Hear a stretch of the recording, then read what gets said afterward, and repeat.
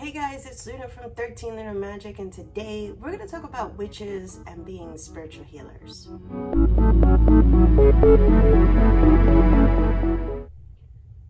Okay, so this is coming from memes and posts that I see on Facebook, especially these, witchy Facebook groups, and you'll see these memes that say like, what is a witch? And many times what's in there, they talk about being spiritual healers, okay? But that's the problem. This is where it lies why this video is really important. Because to say that is to assume that all witches do that. Like, that's what we do, that we all are spiritual healers. And as much as I want to be like, yeah, we're like this perfect community with everybody having beautiful, happy rainbows and unicorns flying around kind of deal mentality, it's not really true. And it's also dangerous to think that that's what witches are. See, just like anything else in this world, okay, there are people that want to heal, and then there are people who just straight up want to destroy things. I mean, that is the nature of things.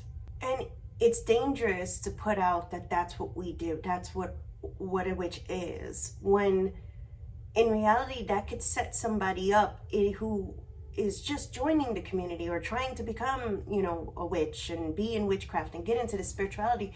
That can set somebody up for some serious trouble. Because that kind of mentality, harm none, threefold, all that kind of stuff, as beautiful as it is in thought, is not realistic to what really is going on out there. The heart of the witch determines the type of witch. A bitter heart is going to create bitter spells. That's just the way it is. There are some people that are perfectly fine having a bitter heart and are perfectly fine creating bitter spells, And that's something that I want to stress with y'all, is that it's a beautiful concept, spiritual healing. But that's a really big title to put on you. Let's understand what a spiritual healer is. That's a person taking on other people's problems and then through energies and whatever they use to fix that problem. But that's dangerous. That could be extremely dangerous. To be a spiritual healer, you have to be very, very tight with your intuitions. You have to be very well connected to the universe. And you need to know what you're doing. Y'all have to understand, not everybody can be helped. There are 7 billion of us on this planet growing every day, okay? And that's 7 billion minds with 7 billion stories and 7 billion problems, okay? To say that you're a spiritual healer can give people the false sense that you can help everybody. And then throw in the term witch, and then everybody's fantasy world goes out of control, and everybody starts thinking, all this crazy thing like we're Harry Potter or something. And here lies the issue to calling ourselves spiritual healers. There are some people you should not involve yourself with, because there are some people out there that are self-sabotaging. Look, we all probably know somebody like this, or a few, okay? Where they come in every day is a sob story. The world's smallest violin gets played because of how much issues and dramas they get themselves into. And then they blame the other person that they got into this issue with, right? And you give them advice and you tell them, hey, cut the crap out, focus on you, not everybody else. And what is it they do? They do not take your advice, and they just go ahead and self-sabotage themselves anyway. They do the complete opposite, okay? And we tend to have more patience with friends and family doing that. And usually those are the people we know, right? We love them a lot, but man, you try to stay away from them as much as possible, because no matter how much love you have for that person, you just don't want to get involved with that kind of energies. Well, imagine a complete stranger like that. And they just happen to pick up on your energies. And you being the title spiritual healer, you take it upon yourself to try to deal with somebody like that. Oh man, you're going to feel like you're drowning. There's also this issue that there are some people out there that you shouldn't even say hello to. That's how bad they are. Like, and I don't mean bad like, evil. I'm talking about they're just so, you shouldn't even touch their problems with a 10-foot pole. They need some serious help. And unless they want to get it from a professional, that's not your place. Which leads me to the other thing. In my Witchcraft 101 video of what is witchcraft, I stressed with you guys how being a witch is just someone that practices witchcraft. A very simplified definition that describes us all. I never mentioned spiritual healer or any of the other beautiful things, because that's something that is a title you choose to give yourself.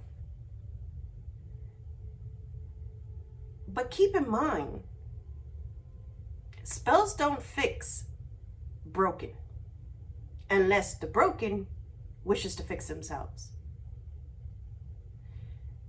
You need to know, unless you're an actual therapist or psychiatrist, that there is sometimes an underlying truth to what caused a person's problem. And those layers that they piled on top to shove that down, that underlying truth that they try to hide from everybody, you need to know how to reveal those layers. And you also need to know that when you do reveal the problem, and it requires professional, serious help, that it's not your place to help that person right now. That person doesn't need spells. That person doesn't need positive energy, okay? They need to go and seek a professional who gets paid by the hour to take care of these type of situations. And you need to know how to do that, and you need to know how to actually tell somebody that without making them feel like you're trying to just brush them off. And if you don't know how to do that, if you don't know how to limit yourself, you are literally going to make yourself feel like you're drowning. There's also another thing that happens to take on that spiritual healer title. And this is something I see a lot, even among some of the most experienced witches I know.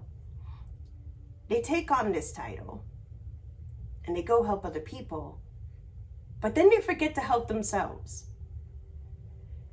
And it's like their whole lives are falling apart. Their relationships falling apart, their jobs falling apart. And yet they take on other people's problems, whether it's family, friends, or just somebody who's sobbing on the corner of the street, right?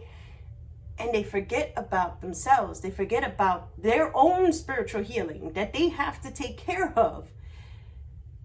And this lies the problem, because a lot of people who take on that title, spiritual healer, they feel like if they're taking care of themselves, they're somehow being selfish.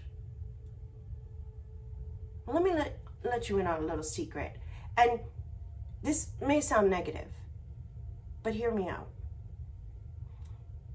We are naturally selfish people, okay? We are embedded in us to be selfish, and for good reasons.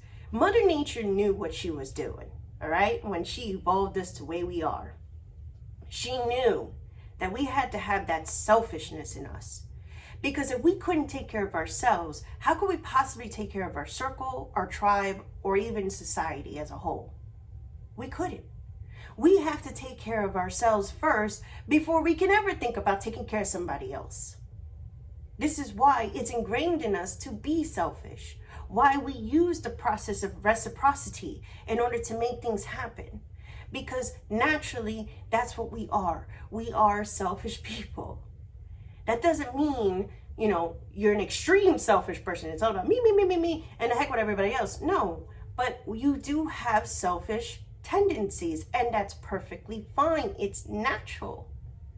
Because it's necessary for you to be that way in order for you to take care of other people.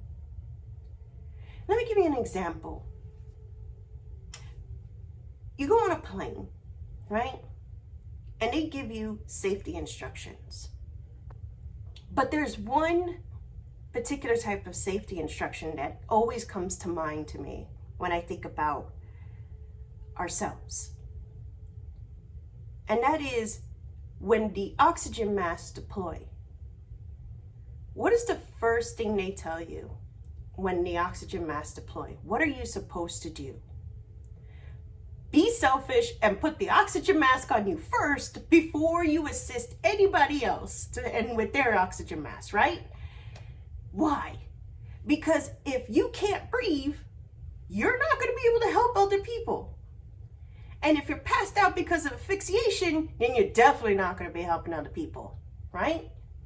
So you put on your oxygen mask first. You make sure that you're capable of breathing first before you go out and assist other people with their oxygen mask. This is true about life. You have to make sure you're putting on your oxygen mask before you could ever think about putting on that title of spiritual healer. So before you ever really consider it, before you take on that title, make sure you're putting on your oxygen mask before you go and assist others with theirs. I'm going to wrap up with one last point.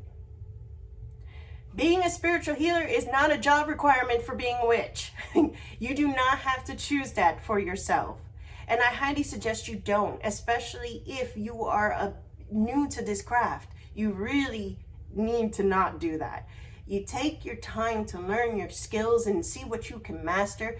And then if you wish to branch off into that, by all means, go for it. To each his own on what you do, and to each his own on what happens to you. I stand by those words, y'all, and I mean it. I'm not here to tell you what to do, but I am here to give you the warning and the advice from the experiences of my own craft. But to each his own. I'm sending you all much love, light, and positive energy. If you haven't already, hit that subscribe button, hit that like button, and leave a comment down below on how you feel about this topic. Spiritual healer, is it for you? Or you're okay with just standing by on the sidelines? Who knows? Let me know down below. As always, y'all, blessed be.